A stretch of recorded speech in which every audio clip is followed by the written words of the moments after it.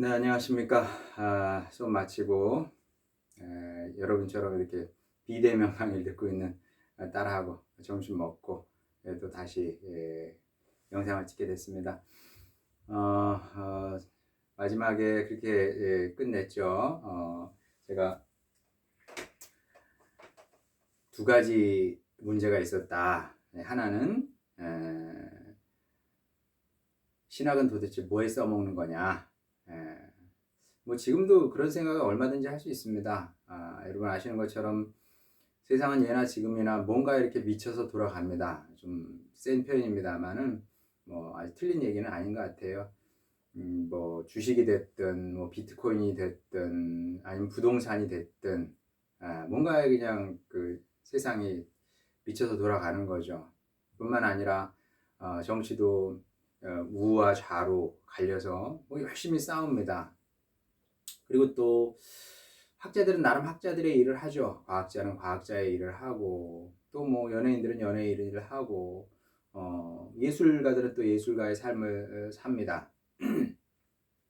자, 그런데 우리는 신학을 공부를 하죠.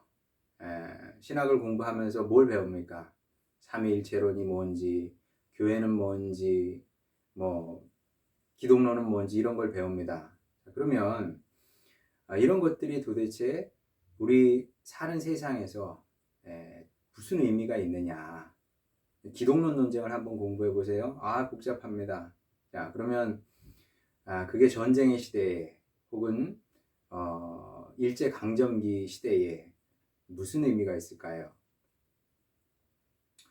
이제 그런 질문이 한 가지였고, 또 하나는 말씀드린 것처럼 내가 주님의 길을 가는 거는 좋은데, 그런데 왜 나의 결정으로 인해서 우리 부모님께서 이렇게 재정적인 부담이라든지 또 원치 않는 고생을 하셔야 되느냐, 이런 질문이 제 안에서 끊임없이 올라왔고 저를 괴롭게 했다고 이제 말씀을 드렸습니다. 그런데 다행히도 하나님께서 저에게 길을 주셔서 이런 문제를 해결할 수 있게끔 하셨죠. 자, 그런데 오해하시지는 않았으면 좋겠어요. 신앙의 길이라는 것이 하나님께서 답을 주십니다. 주시기는. 자, 그러면 모든 문제가 상황 종료가 되는 거냐? 당연히 그런 것은 아닙니다. 그 다음으로도 이 문제는 제가 신학적으로 아니면은 뭐 제가 이제 신학적 터닝 포인트라고 얘기하는데 메타노이아라고 그러죠. 메타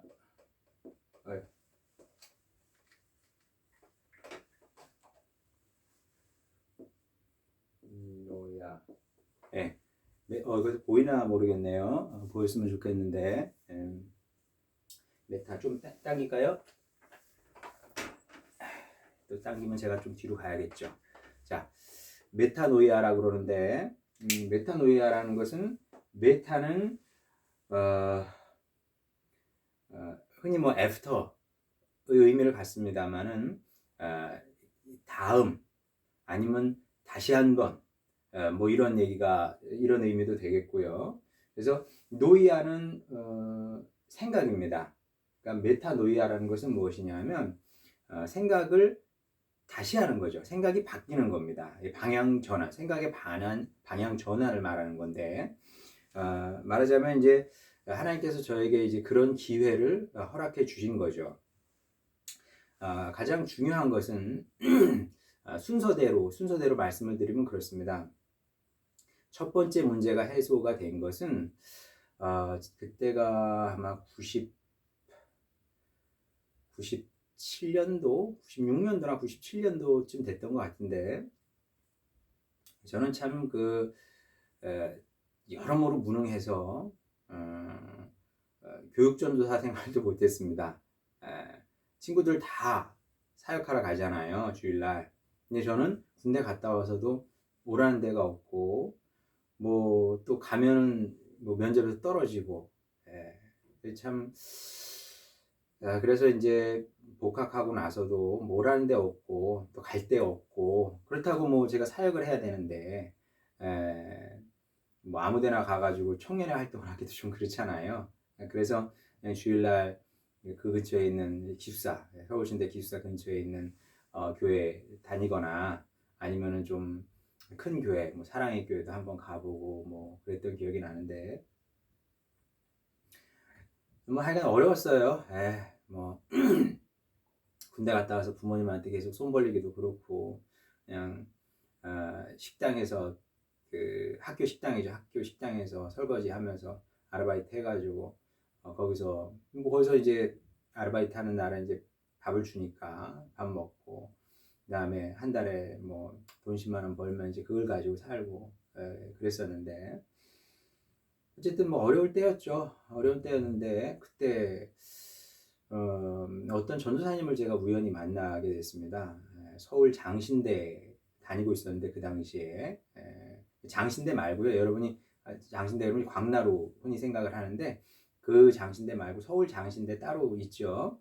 그냥 아시는 분은 아시겠지만 장신대 다니시는 분이 있었는데 저보다 그분이 한 너댓 살 많았던 것 같아요. 정확하게는 이제 제가 깊이 사귄 분은 아니어서 잘 모르겠습니다만은 하여간 최소 3살에서 5살 정도 더 많으신 분이었는데 제가 그분을 만나면서 느낀 거는 이 사람은 천재인 것 같다.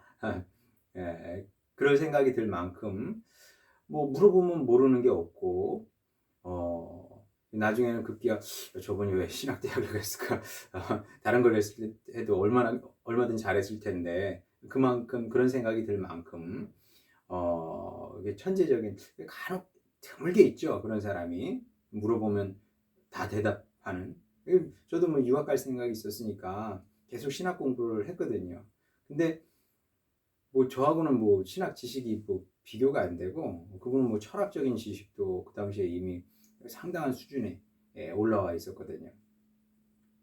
그래서 이제 그분하고 같이 제가 그 당시 이제 그 서울에 있는 남산에 있는 그 괴테 인스티튜트라고요 독일 문화원이 있습니다. 거기서 이제 독일어를 배울 때인데 그분하고 이제 서울역에서 내려서 독일 문화원까지 걸어가는 겁니다. 걸어가는 동안에 뭐 한 20분에서 30분 가량 걷는데 저는 이제 그 당시에 버스비가 아까워서 거기서 걸어갔거든요. 항상 걸어 다녔습니다.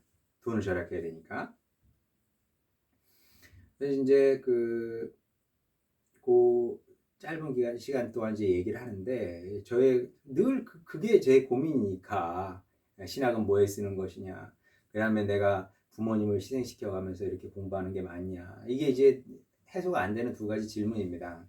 근데 이제 그분하고 이제 그 얘기를 했어요. 이제 부모님 얘기하면서 내가 이게 신학을 하고 주님의 길을 가는 건 나는 좋은데 우리 부모님은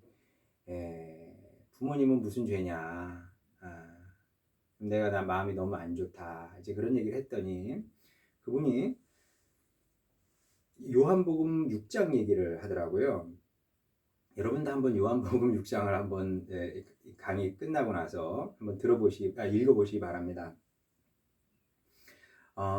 우리가 예수님의 관점에서 읽을 것이 아니라 그 당시 예수님을 향해서 질문했던 사람들, 그들의 관점에서 한번 요한복음 6장을 읽어볼 필요가 있습니다. 저는 그 전까지 한 번도 그 관점에서 읽어본 적이 없었기 때문에 제 마음에 다가온 적이 없거든요. 그 전사님이 그 관점을 말하자면 열어준 겁니다. 자, 김 전사님 한번 보세요. 자, 그 당시 사람들의 생활이 굉장히 피폐했습니다. 피폐했기 때문에 배고픔 알잖아요. 배고픔 여러분 아세요? 네, 저는 배고픔을 알아요. 물론 어디 가서 배고픔을 안다고 얘기할 만큼의 배고픔은 아닙니다만은 군대 갔거든요. 군대 갔는데 그 저녁 때 한 4시 반쯤 저녁을 먹습니다. 자, 그리고 산꼭대기에 올라갑니다. 산꼭대기에 올라가서 근무를 쓰다가 아침에 한 9시쯤 돼서 내려옵니다. 그럼 그때 와서 아침을 먹어야 되는 겁니다. 근데 저녁을 제대로 먹느냐? 뭐 이런저런 이유 때문에 제대로 먹지도 못하고 올라가는 겁니다. 근무지로.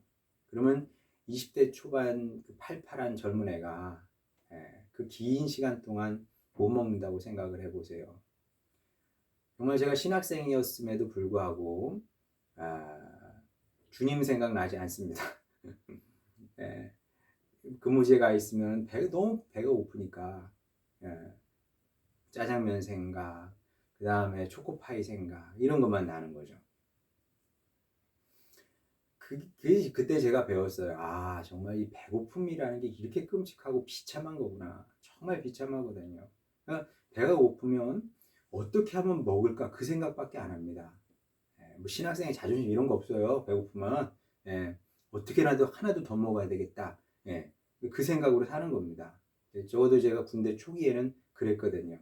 물론 이제 나중에는 이제 먹을 수 있게 돼서 먹었습니다만 그때 이제 가난의 비참함을 못 먹는 것의 비참함을 그게 사람을 세뇌시키려면은 굶긴다지 않습니까? 아, 그게 이래서 이렇구나. 제가 그때 깨달았는데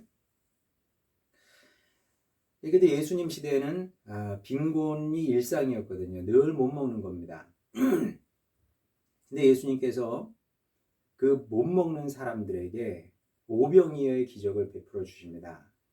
아, 기가 막히죠. 사람들이 예수님을 왕으로 세우려고 했던 것이 그게 우연이 아니라니까요. 아, 저분을 왕으로 세우면 굶진 않겠구나. 굶진 않겠구나.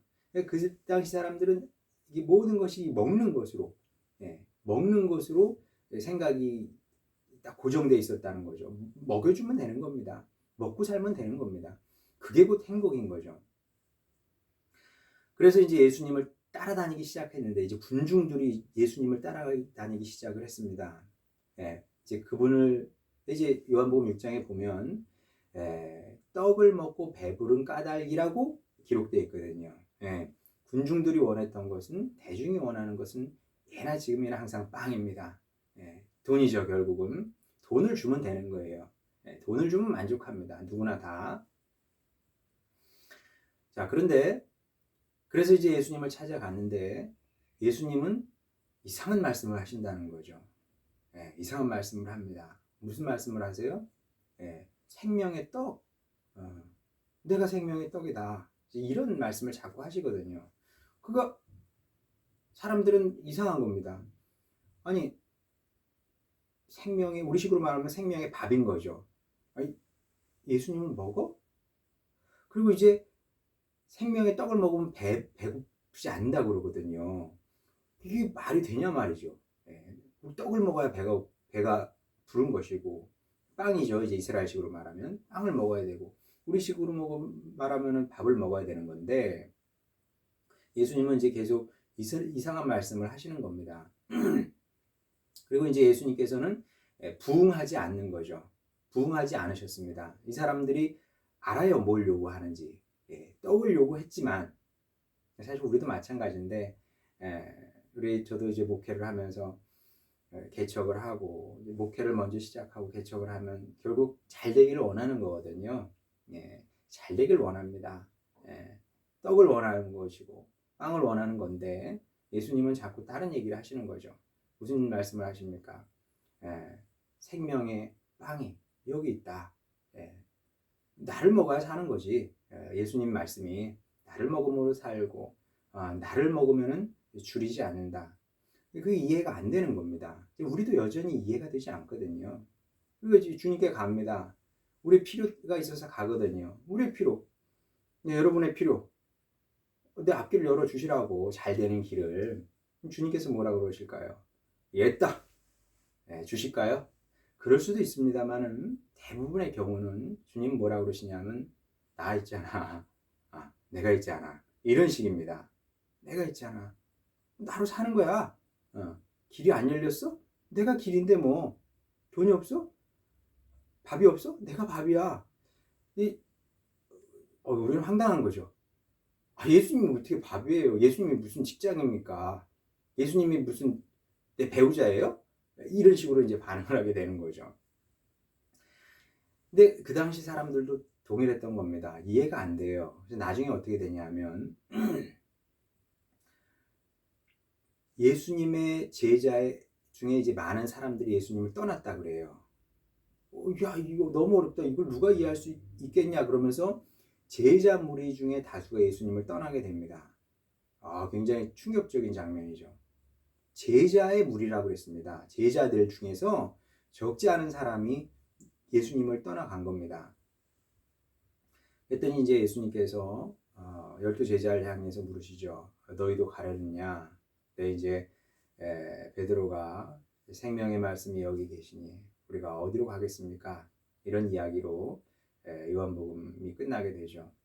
그래서 이제 그 전도사님 이제 말의 핵심은 무엇이냐면 우리는 주님의 부름을 받은 사람이고 전도사님이 뭐 계획한 것이 아니지 않느냐. 그렇죠. 제가 무슨 뭐 공부하겠다 계획한 것도 아니고 하나님께서 그런 소망을 주신 거예요. 저는 그렇게밖에 해석이 안 되는데 지금까지도 주신 겁니다. 그래서 너는 그렇게 이제 주님을 가라. 그렇게 이제 주님께서 말하자면 정해 주신 건데 그러면 먹고 사는 문제는 부모님도 마찬가지고 생명의 말씀을 따라가시오. 그러면 어떻게 할지는 모르지만 어떻게든 생명의 주님께서 문제를 해결해 주시지 않겠습니까? 대략 이런 얘기였는데 이런 얘기를 들으면서 제가 망치로 뻥 제 머리를 친 듯한 느낌이더라고요. 좀 부끄럽기도 하고요.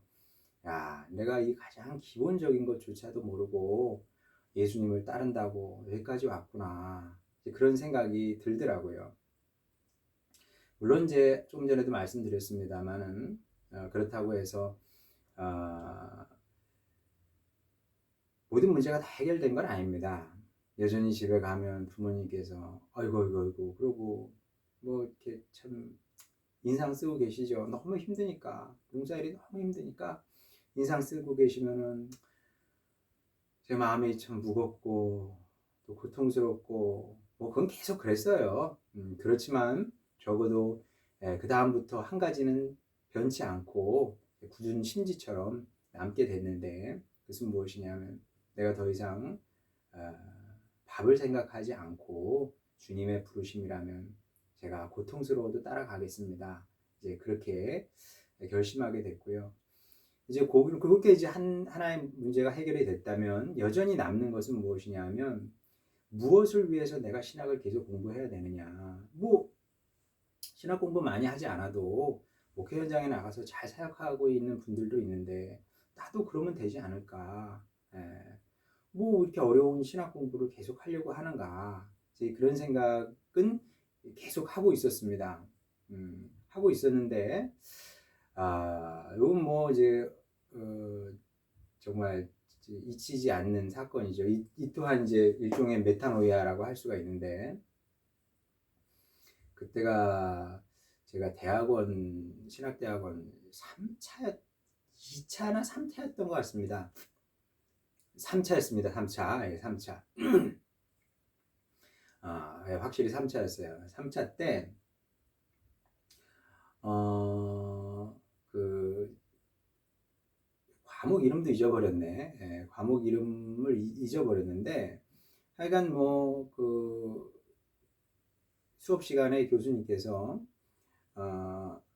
우리에게 이제 과제를 하나씩 내주고, 이제 발표 과제죠. 발표 과제를 내주셨어요. 그래서 이제, 저는, 칼 바르트의 안셀름론이 있습니다. 피데스 퀘레스 인텔렉툼이라고 우리나라에도 이제 번역이 그 책이 됐습니다만은 뭐 추천을 하지 않습니다. 너무 어려워서 이해를 추구하는 신앙이라고 아마 제목이 그럴 것 같은데 그런 제목으로 출간이 됐습니다만은 워낙 어려운 책이기 때문에 제가 권하지는 않습니다만은 하여간 그 책을 읽고 발표를 하는 것이 제 과제였습니다. 이제 그 당시에는 이제 번역이 된 게 없어서 이게 영어 번역은 있었고 또 뭐 독일어 책은 없어가지고 이제 영어 책을 빌려서 학교에서 복사를 해서 열심히 읽고 발표 준비를 했습니다. 열심히 했어요. 저는 이제 MA를 나왔기 때문에 MDB는 18학점씩 매 학기 들어야 되는데 MA 같은 경우는 뭐 9학점, 12학점, 많으면 12학점만 들으면 되거든요. 그때는 9학점인가 뭐 그렇게 듣지 않았을까 싶은데 세 과목만 듣는 겁니다.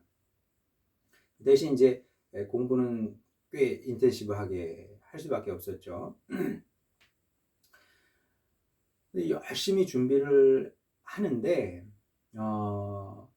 어려운 책입니다만은 뭔가 이게 그 끌림이 있더라고요. 그 책이.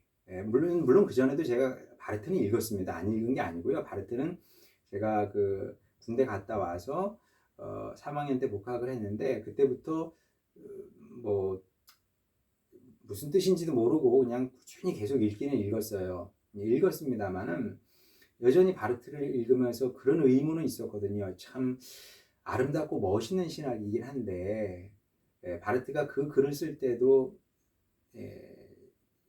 세계 2차 대전 때 상당 분량을 썼거든요. 교회 교의학을.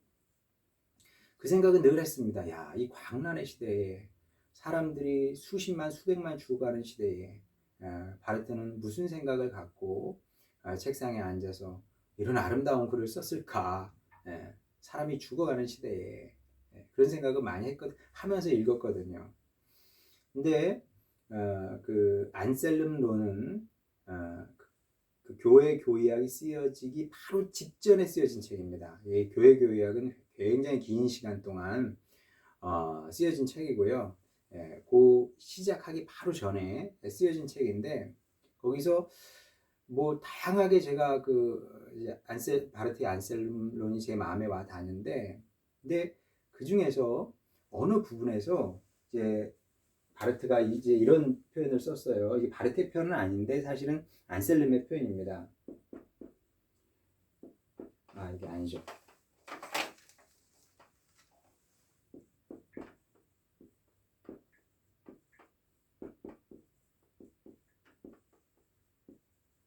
라틴어인데요.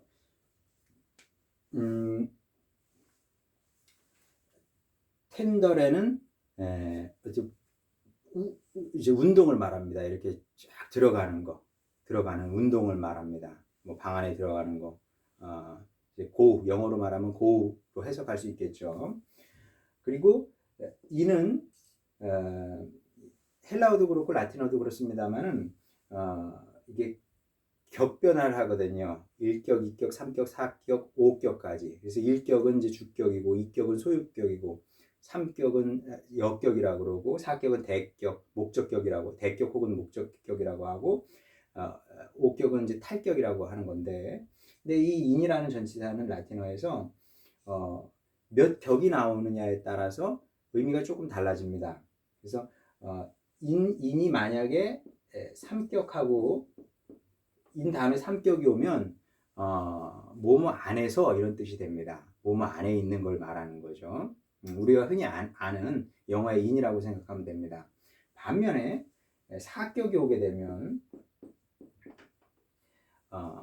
방향성을 얘기합니다. 그러니까 이 영어로 말하면 인투죠. 인투가 되는 겁니다. 자, 그러니까 텐더레 인 데움은 어떤 뜻이 되냐면 이건 4격이거든요. 데움은 4격입니다. 자, 그러면 텐더레 들어가는 거죠. 어디로? 하나님 안으로 들어가는 것이다. 이게 하나님 안으로 들어가는 것이 무엇이냐 하면 신학이 곧 하나님 안으로 들어가는 운동이다. 자, 이렇게 안셀름은 신학을 정의를 했고 바르트도 이 정의를 그대로 받아들이게 됩니다. 별거 아닌 것처럼 느껴지죠. 별것 아닌 것처럼 보일 수 있습니다만은 그 당시 저에게 이 정말 짧은 구문은 또 다른 굉장한 충격이었습니다. 왜냐하면 그 전까지 저는 신학을 무엇에 써먹을 것이냐 이런 관점에서 생각을 했거든요. 뭐 써먹을 수 없으면 그걸 뭘 쓰겠어요, 그죠? 정말 말 그대로 그냥 어, 아름다운 신기루 같은 거죠. 뭐 이런 식으로 이제 생각을 했는데, 근데 바르트의 이 구문을 보면서 신학은 써먹으려고 하는 게 아니구나. 써먹으려고 하는 것이 아니라 하나님 안으로 들어가는 운동. 그러니까 이제 아니 신학뿐만 아니라 신앙이 또 인간의 삶이 그런 것 아니겠습니까? 우리는 자꾸 어떤 실용성을 생각을 합니다. 이렇게 하면 이렇게 되지 않을까? 저렇게 되지 않을까? 그렇게 됐으면 좋겠다 생각을 합니다만은 큰 교회 목사 되면 뭐 할 겁니까? 내 이름을 내면 뭐 할 겁니까? 그게 하나님 안으로 들어가는 운동이 되지 못한다면 정말 무의미한 일이겠죠. 그건 무의미한 일입니다. 그래서 제가 이 구문을 읽고 공부하면서 그런 결정을 했습니다. 내가 공부를 하든 목회를 하든 뭘 하든 내 삶이 하나님 안으로 들어가는 운동이고 싶다. 운동이 돼야 되겠다. 이런 생각을 하게 됐다는 거죠. 뭐가 와서 제가 이렇게 자리를 옮겼습니다. 그래서 이제 그것은 여러분도 마찬가지가 아닐까 싶습니다. 우리가 사역자로 이제 살게 되는데, 사역자로 살게 될 때 가장 중요한 것은 무엇이냐 하면 하나님 안으로 들어가는 운동이어야 한다는 거죠. 그렇지 않으면 우리 사역이라든지 삶이라든지 이런 것들이 사실 실질적으로 아무런 의미가 없다. 가치가 없다. 그래서 이제 시간이 다 됐는데 어쨌든 제가 이때부터 이제 바르트를 더 본격적으로 공부를 해야 되겠다 이런 생각을 했던 사람이 사람의 신학을 이런 사람의 신학을 믿을 수 있지 않겠는가 그러면서 바르트를 이제 더 공부하게 됐고 그것이 이제 제 목회 사역과 이제 사역 방향에 굉장히 큰 영향을 주었던 것 같습니다. 그래서 저는 지금도 제가 첫 시간에 말씀드렸던 것처럼 바르트가 완전한 신학자는 당연히 아니죠. 그렇지만 지금도 고맙게 생각을 하고 있고요. 그래서 여러분에게도 이런 신학자가 한두 명 정도는 꼭 있었으면 좋겠고 다만 이제 한 가지 말씀드리고 싶은 거는 성공하려고 하면 망할 가능성이 큽니다. 잘 되고 싶어 하면 낙심할 가능성이 커요. 사역 방향을 이렇게 잡으면 좋을 것 같습니다. 내가 뭘 하든 뭐 한 사람 놓고 두 사람 놓고 사역을 하든 간에 아니 10사람, 1000사람, 10,000사람 놓고 사역하건 간에 내 삶이 사역이 하나님 안으로 들어가는 운동이 되었으면 좋겠다. 이런 바람을 가지고